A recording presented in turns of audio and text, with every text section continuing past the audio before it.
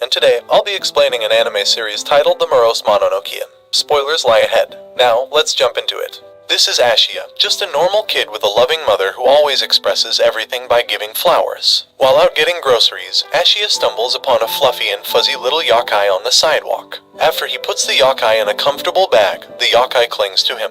Ashia tries getting it off, but the yokai won't budge. He returns home, looking awful. His mother shows concern and Ashia tells her about the yokai, but his mother can't see it. On his way to school, the yokai sucks Ashia's energy and exhausts him until he collapses on the front gate. At the end of his first school day, Ashia wakes up to find himself in the nursery. Throughout his first week of high school, the yokai continues to suck his energy so much that people always find him lying on the floor. One day, Ashia accidentally finds a flyer of an exorcist. Desperate to get this fuzzy ball the hell off him, Ashia calls the exorcist. Surprisingly, the exorcist, whose place turns out to be by the nurse's office, is called Abino. After Ashia begs him to rid him of the yokai, Abino decides to put him on the waiting list but changes his mind as soon as Ashia tells him his name. Abino instructs him to step outside. Ashia complies. After, the yokai grows much bigger and Abino blows a beach ball, prompting Ashia to call him a jerk. Abino strokes the yokai and nicely asks it to play a nice little game of fetch. After the yokai complies and moves away from Ashia, he feels normal again. As Abino plays fetch with the yokai, he reveals that he's met yokais before. Yokais are lonely beings who are longing for some love and recognition. In other words, they're looking for people who can see them. The yokai saw in Ashia a friend, which is why it clung to him in the first place. In order to make him smaller before Abino takes it to the underworld, Abino instructs Ashia to play fetch. 5 hours later, the yokai is much smaller and ready to go to the underworld. After Abino requests a portal to the underworld, a big gate emerges on the wall and opens. Ashia says his goodbyes and cries as he apologizes to the yokai for not being compassionate enough with it.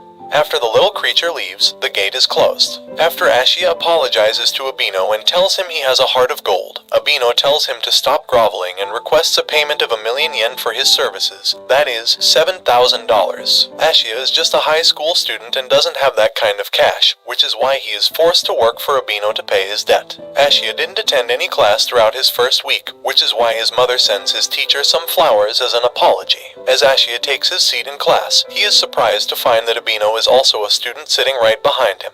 After class, Ashia finds another yokai on the table and asks Abino if he's going to exercise it. Abino wants to stay in business, so he refuses, orders him to ignore any yokai he encounters, and asks Ashia to buy him a drink. After Ashia joins the queue, he finds a girl who can't move her leg after that yokai clung to it. Ashia goes against Abino's orders and takes the yokai off her leg. On his way back to class, Ashia doesn't feel so good and an army of yokais swarm him, making it harder for him to walk. After Abino finds Ashia crawling and calling for help, he summons his room and drags Ashia inside, thus getting the yokais off him. Those yokais were trying to drag Ashia to their big boss, so as soon as Ashia walks out of this room, the yokais will continue to swarm him. However, Abino offers other options, the best of which is to use yokai as bait, which will lead Abino to the yokai leader so he can exorcise him. Contrary to what Abino has expected, Ashia accepts to be bait as his first job. Abino then gives Ashia a necklace. Ashia opens the door to find more yokais awaiting him. As it turns out, being bait was easier said than done.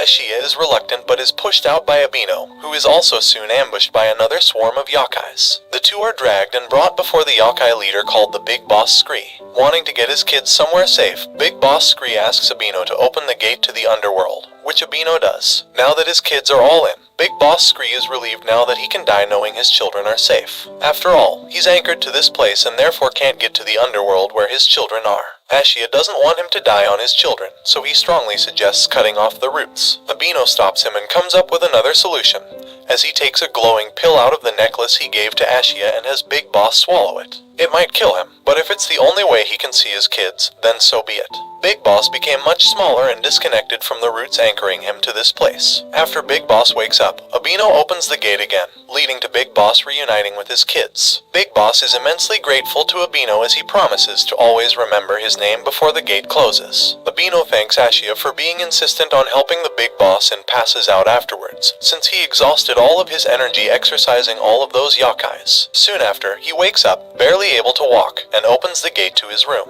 The next day at school, Ashia enjoys his day as he gets to know Saga and Fushimi. But that enjoyment is short-lived when Ashia opens the door to find Abino's room. After Abino introduces Ashia to a yokai who expresses his emotions through masks, the yokai tells them his laughing mask has went missing after Abino exorcised him to the underworld. Interestingly enough, that laughing mask can make whoever wears it laugh uncontrollably, which might lead to death, which is why the yokai wants it back. That is what will be Ashia's next job, retrieving the mask. Ashia opens the door to find himself in a temple, where the mask supposedly is. The 15-year-old Zenko emerges from a nearby bush and ambushes him.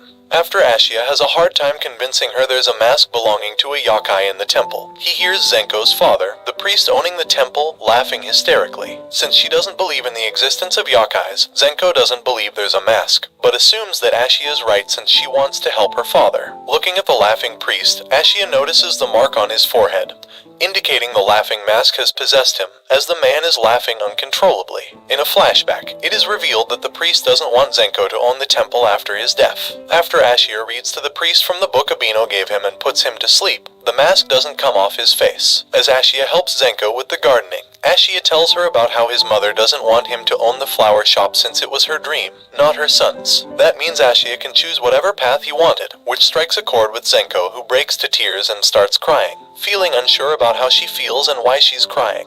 As Ashia tries comforting Zenko, the priest wakes up and suspects Ashia. However, the mask comes out of the priest's face. Ashia takes it off, stopping the laughter. The priest stops laughing and rages at Ashia, asking him why Zenko was crying. Abino shows up, diffuses the situation, and scolds Ashia for not getting the job done in time. As it turns out, Abino came out of the priest's closet, from where he opened a portal, which the priest and his daughter cannot see. When Zenko asks who they are, Abino tells her she'll know when she believes in the existence of yokais. Later on, Abino plans on going to the underworld to buy himself some medicine.